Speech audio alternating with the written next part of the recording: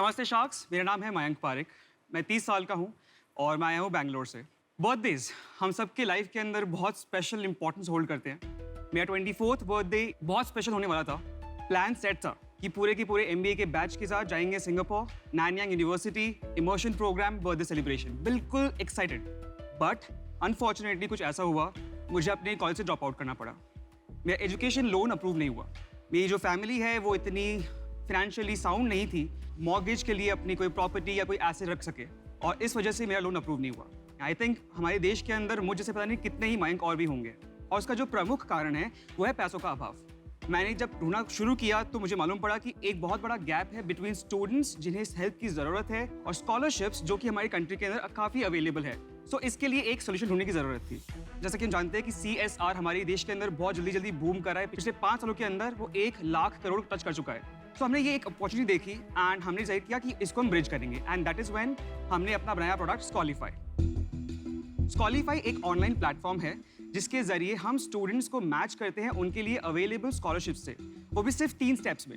हमने ये देखा कि एक बहुत बड़ा गैप है जहाँ पे कि अवेयरनेस नहीं है, प्रोसेस बहुत डिफिकल्ट है, बच्चों को पता नहीं है कैसे अप्लाई करना है। सो हमने वो सारा काम अपने ऐप के थ्रू करने का डिसाइड किया, और सिर्फ एक बटन दबा के जस्ट विद 1 क्लिक वो अपनी मन चाही स्कॉलरशिप के लिए अप्लाई कर सकते हैं। सो बेसिकली कि ना ही कोई लंबे लंबे फॉर्म्स भरने का झंझट है, ना ही डॉक्यूमेंट्स बार बार अपलोड करने का झंझट, सिर्फ और सिर्फ स्कॉलरशिप फटाफट।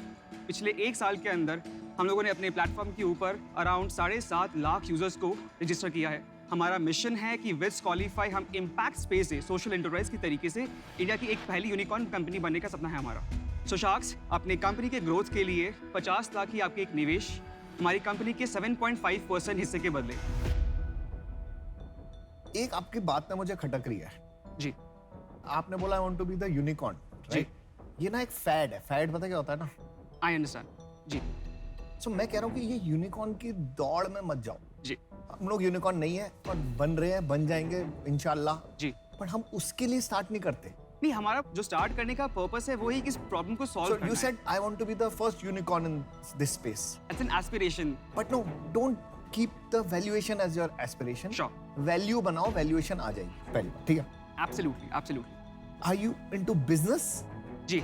और into CSR? No, we are into business, purely into business. It's a for profit company. तो अगर मैं स्टूडेंट हूँ तो मैं स्कॉलरशिप अप्लाई करूंगा। अगर मैं CSR हूँ तो मैं पैसे दूंगा फॉर हेल्पिंग कंज्यूमर्स, राइट?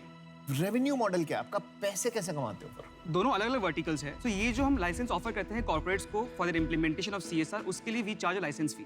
उसके अलावा इट्स अ सब्सक्रिप्शन मॉडल जो हमने इंट्रोड्यूस किया है अपने स्टूडेंट्स के लिए, यूजर्स के लिए, जो कि हमने बहुत ही इकोनॉमिकली प्राइस किया है। साथ ही जो सबसे इंपॉर्टेंट फीचर है वो ये है कि हम लोग कंडक्ट करते हैं एक स्कॉलरशिप टेस्ट एवरी क्वार्टर। सो ये जो टेस्ट होता है ये सिर्फ पेड यूजर्स के लिए ही अवेलेबल है। So let's say this is 75% of the revenue system. 25% कौन सा है 75%? B2C और B2C स्टूडेंट्स B2C जी। और कितना है साथ में ये भी बता दीजिए रेवेन्यू। अभी तक वी आर प्री रेवेन्यू। अभी आपका रेवेन्यू 0 है। स्कॉलरशिप कितनी दी गई है आपके सिस्टम के थ्रू? तकरीबन 2200 बच्चों को हमने दी अब तक स्कॉलरशिप पिछले 1 साल के अंदर। वैल्यू क्या है स्कॉलरशिप की? 4 to 5 crores। और उसमें आपने कितना कमाया? कुछ नहीं। बहुत बढ़िया।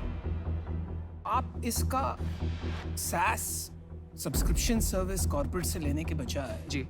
आप हर स्कॉलरशिप पे 10% कमीशन नहीं ले सकते हैं? हमने एक छोटा सा पायलट रन किया था, उसके अंदर हमारे पास अराउंड 1 हफ्ते के अंदर बिना किसी मार्केटिंग के ऑर्गेनिकली ऑटोमेटिकली हमारे पास अराउंड 200 यूजर्स आए जिन्होंने कि बिना कुछ देखे वो प्लान बाय कर लिया। तो that was the proof of concept कि जो प्राइस अगर हमने कम रखा है, हम वैल्यू ऑफर कर रहे हैं, एड ऑन हम दे रहे साथ में अगर, तो वो एक वर्थवाइल डील बनती है स्टूडेंट्स के लिए।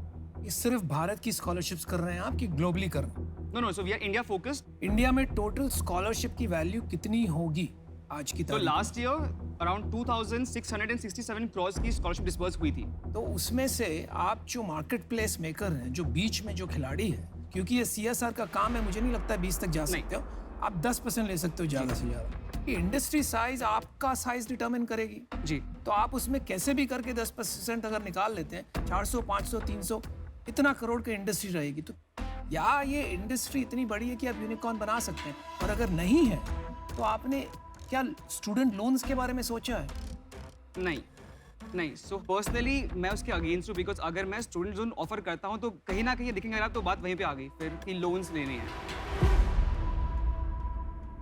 ये उनके लिए है जिनके पास प्रॉपर्टीज नहीं है, जिनको लोन्स नहीं मेरे मिल रहे हैं। मेरे को बिल्कुल आपकी बात, जैसे वो कहते रहे अशनीर भाई कहते हैं, समझ ही नहीं आ रही है फ्रैंकली बताऊं। ओके लोन लेने से क्या प्रॉब्लम है भाई? मैंने भी लिया था, मैं एमबीए करने गया था, मैंने लोन लिया, उन्होंने मेरी डिग्री मॉर्टगेज रखी थी कि जब तक आप लोन पूरा नहीं करोगे आपकी डिग्री नहीं देंगे। 5-6 साल लगाए, नौकरी से पैसा कमाया और लोन पूरा कर दिया। आप इसके अगेंस्ट क्यों हो भाई? इसकी मार्केट है, मैं खुद बोल रहा हूँ इसकी मार्केट है। मैं खुद एक्सचेंज प्रोग्राम में गया था फ्रांस और मेरे को स्कॉलरशिप मिली थी फ्रेंच एम्बेसी से और वो तुक्का था।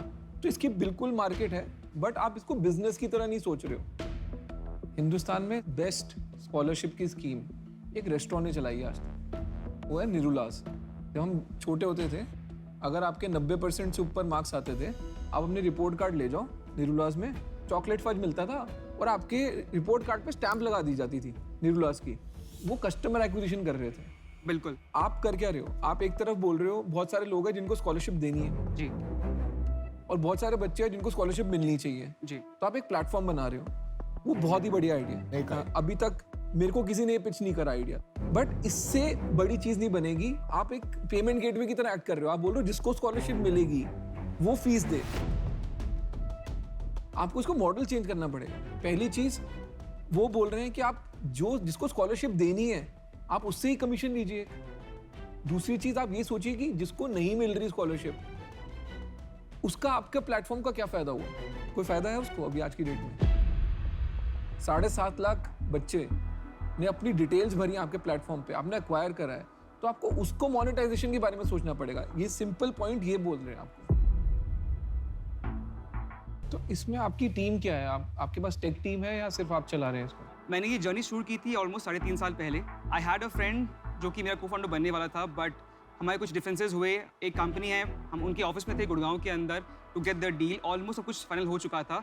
हम उनको दिखाए थे final demo and it did not work. हम नेक्स्ट डे फिर से गए, द सेम थिंग हैपेंड। वो फिर से उसने काम नहीं किया एंड जो मेरा को फाउंडर था उसने कॉल रिस्पॉन्ड नहीं किया, फ़ोन स्विच ऑफ कर दिया।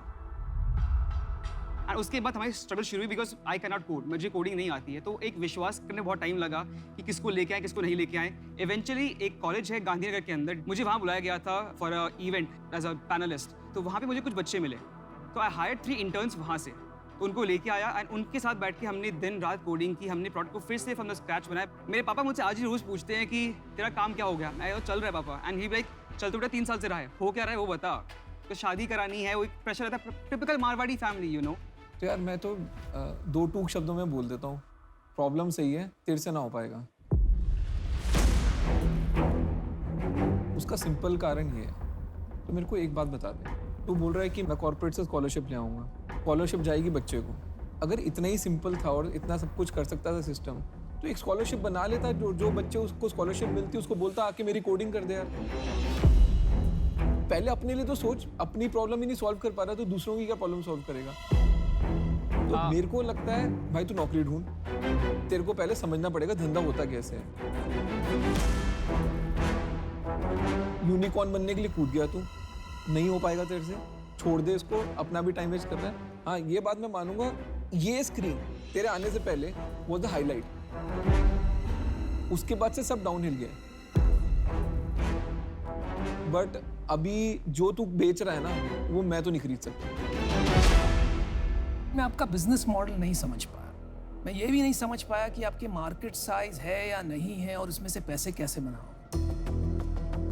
इसीलिए आई एम सॉरी बट मुझे आउट होना पड़ेगा। Sorry to hear that sir. I wish you all the best. Thank you. बहुत सारा काम करना बाकी है आपको और उसके वजह से आई एम आउट। मेरा भी व्यू है, स्कॉलिफाई नाम बहुत अच्छा है, यू नो ट्रेडमार्क करा लो, इसको रख लो, बट बिजनेस मॉडल मुझे अभी तक समझ नहीं आया है। आप बहुत कंफ्यूज लगे, for that reason I am out, but you know all the best for your business. Thank you. Mayank, I love आपका resilience. I am very inspired. मुझे लगता है कि एंटरप्रेन्योरशिप में रेजिलियंस से इम्पोर्टेंट कुछ चीज़ नहीं है, पर I hope you get some revenue and come back to fund raising. Absolutely. Thank you. Thank you. Best of luck, Best of Mayank. luck. Thank you so much. Good luck man.